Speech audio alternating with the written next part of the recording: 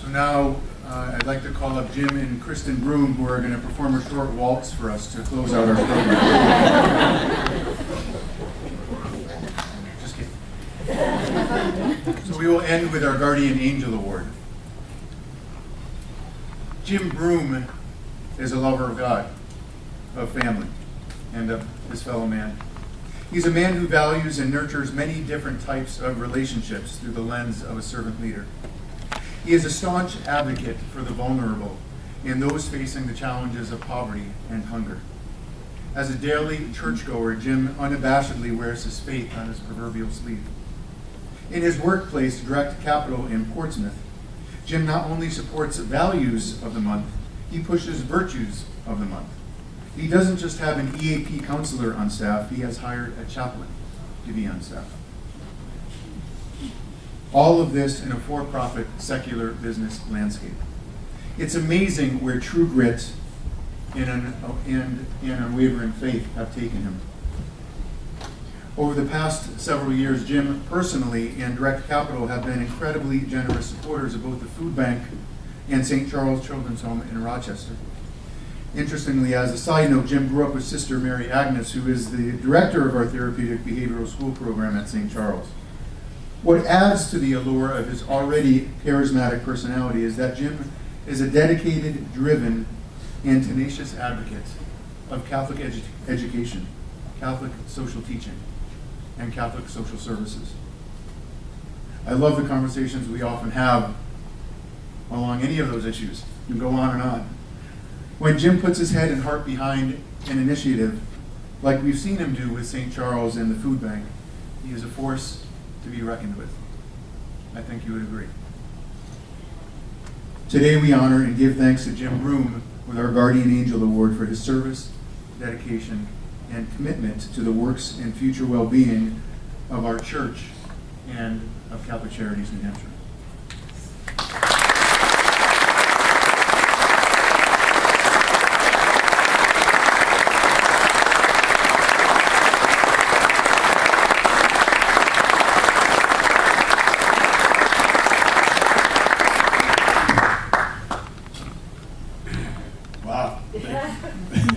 I'm not sure that's the guy standing here, but you definitely gave me the greatest compliment in saying that I love God, because I do love God. And if I've ever come across as demonstrating that, that feels good. But thank you very much, Tom, and everybody here, Bishop. Good to see you. And my wife, Kristen, is here, and I'm sure I know the people, Mel is here as well. A number of years ago, when actually during the recession at Direct Capital, and I'm really here on behalf of Direct Capital because I wouldn't be able to have helped shepherd some of the things, any of the things that we've done, if it weren't for the couple hundred people that are there, that are great people who have put their time, effort, talent, and treasure behind Catholic Charity Services. And when we started trying to build out a charitable component to the business about 6-7 years ago, we started with some of the name brand charities. I'm not really a very charitable person. My wife has made me, any warmth and compassion in my heart it came from her. You know, God's helped out from there. But didn't really know what to do. Started contacting some of the national charities, and we started doing some things there. But it really didn't feel like a charity. We would just provide money, and there was no impact, no component of it, understanding really where, when, and how that happened. And at that time, I didn't really know anything about Catholic Charities, pretty ignorant. Didn't really know about the different names that it went by. And the food bank seemed like a good cause, and contacted food bank, spoke to Mel, and Tom and I spoke, and then as he mentioned Sister, ran into her, one of those strange things. I think God was kind of moving some stuff around. Hadn't seen her in many, many years. And through conversations with Tom and friendship with Tom, asking him about what is New Hampshire Catholic Charities, he started explaining it to me. He always talk about the poor, talk about the needy, just to show you what kind of how ignorant I was. I said, "Where are the poor? Where are the poor?" And he's like, he didn't even know what to say. And I'm like, "There aren't any." And I was talking about the Seacoast area in particular. And he said, "Well, on Route 1, the Crossroads House.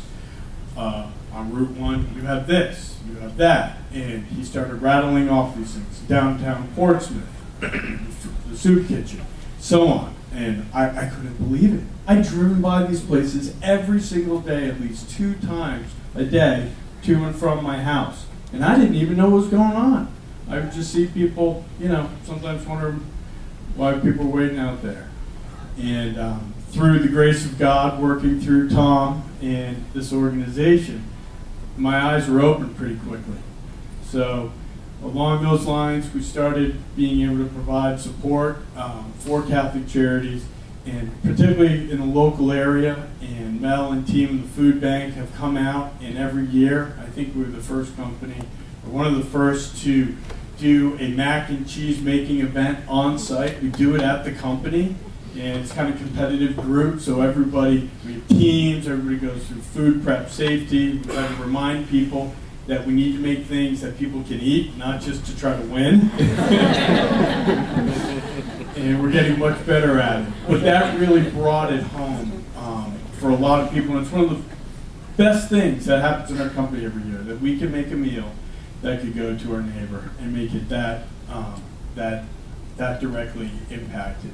So we have that going on, and then with the St. Charles home, when we have some funds that we can bring there, different parts of the direct capital team volunteer to go over and deliver the check and get a tour, so they get to see what's happening at that wonderful place with the sisters. And those things are just how God works through us when you open yourself and you start seeking Him a little bit. So one of our core values at the company is give, and we have 10. Crush obstacles is one. Create a remarkable customer experience is another. But I think one of the byproducts of getting to know Catholic Charities has helped us really understand that as a business, we really are in the service business too, and we serve the small business community across the country in lending money, and that we aren't just there as a transaction, that we are there for that human person and those people to do things to help make an income and provide jobs to other people. So that's where we are with our business right now, and we also have viewed our business not as 4 walls in Portsmouth, but as part of the community. And having this allow us to kind of bridge our way into the community has been very, very powerful. So just a couple other comments here, and really, I think, talk about, I deal with branding and marketing and all these other things. And when I was thinking about Catholic Charities, I was really just thinking, the brand is Jesus Christ. What a great brand.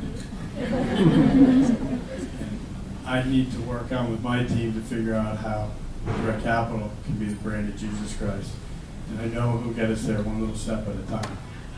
So last but certainly not least, the gratitude is really from me to you, because every one of you, if you break it down, in all of New Hampshire Catholic Charities, has really represented the face of Christ to myself and to our employees and to the work that we've been able to do.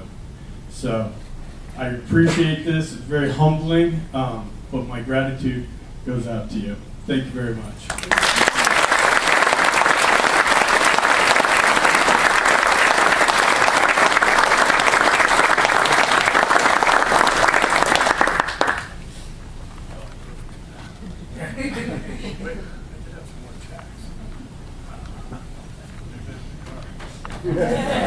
So we are done. Please, the bar is still open to 6 o'clock or a little after that, and there might be some food left. So thank you all again. Safe travels home.